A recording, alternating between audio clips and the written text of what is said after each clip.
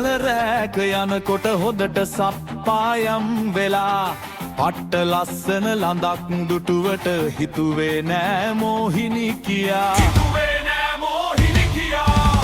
නංගි තනියම කොහේ යනවද ළමයෙකුත් මේ අත්දරා අයියේ කොහෙවත් යන්න බෑ මට සාරියේ පොට ගැලවිලා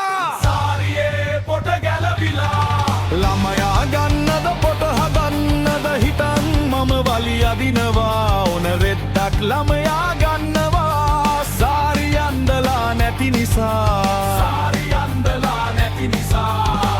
පොඩි එකාගේ මූණ හරියට මහසෝනා වගේ දුටු නිසා ළමයා දුන්නා ඇගේ අතටම දිව්වා ජෙට් එන්ජිම දමා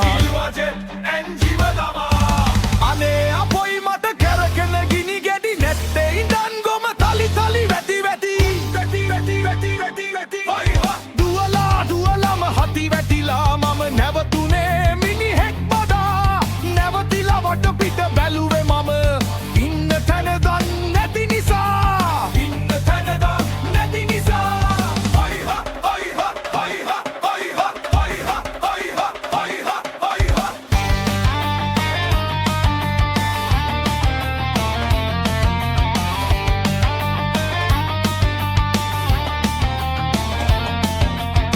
මෝහිනිත් අනේනවා පස්සෙම රෙද්ද උස්සන්දුවදුවා අයියේ පොඩ්ඩක් ළමයා දෙන්නද රෙද්ද තාමත් ගැලවිලා